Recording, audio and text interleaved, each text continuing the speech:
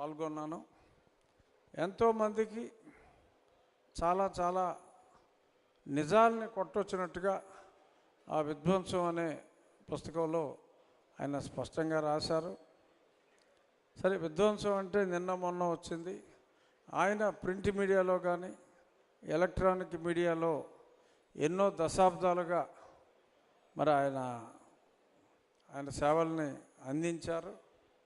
ఇప్పుడు ప్రెస్ అకాడమీకి ఇంత మంచి వ్యక్తిని ఎంపిక చేసినప్పుడు మనం అందరూ కోరుకునేది అంటే ప్రెస్ అకాడమీ అంటే ఒక చైర్మన్గా ఆయన చేయవలసింది ఏమిటి, ప్రెస్ అకాడమీ చైర్మన్ గారు ఏం చేస్తారు, వారి బాధ్యతలు ఏమిటి మరి అన్నది మనం చూస్తే,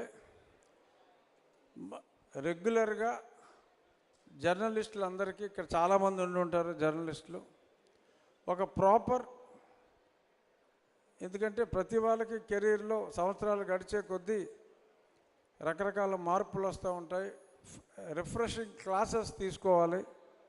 అలాంటి మీడియాలో ఉన్న జర్నలిస్టులందరికీ, బడ్డింగ్ జర్నలిస్టులందరికీ కూడా క్లాసులు నిర్వహించటం, అలాగే వాళ్ళకి ఎన్నో సమస్యలు కూడా ఉంటాయి. మరి ఇప్పుడు స్కూల్లో సీట్లు కావాలంటే మరి స్కూల్ ఫీజు కట్టుకోవడానికి కూడా మరి చాలా ఇబ్బందిగా ఉన్న పరిస్థితి. మరి జర్నలిస్టులకి మరి 50% ఇవాళ నేను ఇక్కడికి వచ్చే ముందు నా భీమవరం జర్నలిస్ట్ ఒక ఆయన ఇలాగ ప్రెస్ అకాడమీ ఆయన ఫంక్షన్కి వెళ్తానంటే అతను చెప్పాడు, ఈ 50% డిస్కౌంట్ కూడా మరి జర్నలిస్టుల కుటుంబాలకి, బిలో పవర్టీ లైన్ ఉన్న వాళ్ళకి మరి ఉచితంగా స్కూళ్ళల్లో సీట్లు ఇవ్వాలి. ఉచితం అంటే 25% ఉచితం ఉంది కదా, అందులో 50% ఫీజు కడతారన్న మా జర్నలిస్టు పిల్లలకి, మాది తక్కువ జీతంతో ఉండేవాళ్ళం, అయినా మాకు సీట్లు రావట్లేదన్నారు. ఆ సమస్య సురేష్ కుమార్ గారికి చెప్పమన్నారు. సో ఇలా ఎంతోమంది జర్నలిస్టులకి ఎన్నో కష్టాలు ఉన్నాయి, ఎన్నో బాధ్యతలు ఉన్నాయి. ఎథిక్స్ మెయింటైన్ చేయాలి, ఏది పడితే అది రాయకూడదు.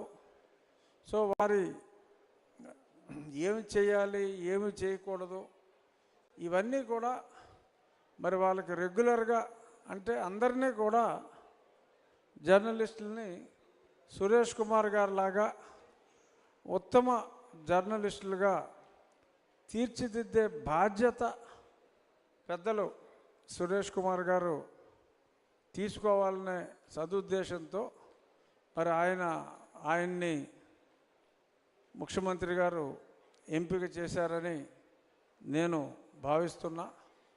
ఒక్క విధ్వంసం పుస్తకం రాశారనే కాదు, ఒక మంచి వ్యక్తిని ఎంపిక చేశారు. జర్నలిజంలో ఎన్నో మంచి విలువల్ని మరి ఒకప్పుడు విద్వాన్ విశ్వం గారు, నార్ల వెంకటేశ్వరరావు, ఎంతోమంది ఆ రోజుల్లో పొత్తూరు వెంకటేశ్వర్లు గారు, గజ్జెల మల్లారెడ్డి గారు, ఇంకా చాలా మంచి మంచి ఎడిటర్లు వీళ్ళందరూ ఉన్నారు. మరి ఆ కోవలో అప్పట్లో ఉన్న ఆ స్టాండర్డ్స్ జర్నలిస్టుల్లో మరి తీసుకురావటానికి ఆలపాటి సురేష్ కుమార్ గారు ఎనలేని కృషి చెయ్యాలని, చేస్తారని, అలాగే ముగించే ముందు అమరావతి ఉద్యమంలో ఎంతోమంది మహిళలు ఉన్నారు. అందరితో వాళ్ళు ఢిల్లీ వచ్చినప్పుడు కానీ, అంటే వాళ్ళు ఢిల్లీ వచ్చినప్పుడే నన్ను ఇక్కడికి అప్పట్లో పెద్దగా రానివ్వలేదు కనుక అందరితో నాకు ప్రత్యక్షంగా నేను ఎంతోమందితో ఎన్నోసార్లు ఆ వీడియో కాల్స్లో కూడా మాట్లాడటం జరిగింది. మరి వీరు పడిన కష్టాలు మామూలు కష్టాలు కాదు. మరి వారి కష్టానికి, వారు పడిన కష్టాలకి ఇప్పుడు 4 సంవత్సరాల నరకం అనంతరం ఇప్పుడు కొంచెం వెలుగు రేఖలు స్పష్టంగా చూడగలుగుతున్నారు.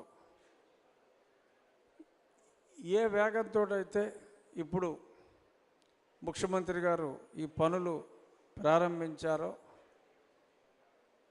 అనుకున్న షెడ్యూల్ ప్రకారం అమరావతి ముందు సరే ప్రపంచంలోనే బెస్ట్ రాజధాని, అది చూసేయడానికి మన అందరూ ఉండమో తెలీదు, కానీ మన దేశంలో ఉన్న అత్యుత్తమ రాజధాని నగరాలు 3-4లో టాప్ 3లో ఇప్పుడున్న ప్రగతి ప్రకారం అమరావతి ఖచ్చితంగా ఉంటుందని ఆశిస్తూ మీరు పడిన కష్టాన్ని చరిత్ర, ఆంధ్ర ప్రజలు మీరు పడ్డ ఇబ్బందులు ఎప్పటికీ మర్చిపోలేరు. ఇందాక చెప్పారు తిరుపతిరావు గారు, ఇంకా చాలా కేసులు చాలామంది మీద ఉన్నాయని.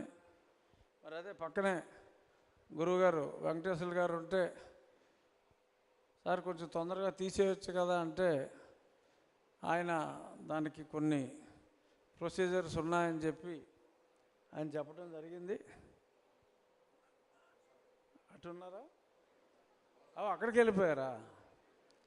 సో ఇప్పుడు దూరంగా జరిగినట్టే దూరంగా జరగకుండా మరి ఆయన్ని పట్టుకొని ముఖ్యమంత్రి గారితో కూడా అమరావతి డెవలప్ చేయటం ఎంత ప్రధానమో, అమరావతి రైతుల మీద పెట్టిన కేసుల్ని త్వరితగతిన తీసివేయటం కూడా అంతే ప్రధానం అని చెప్పి ముఖ్యమంత్రి గారికి సవినయంగా నేను వారి సమయం తీసుకుని తెలియచేస్తాను అని చెప్పి మీ అందరికీ నేను మాటిస్తున్నా. అప్పుడు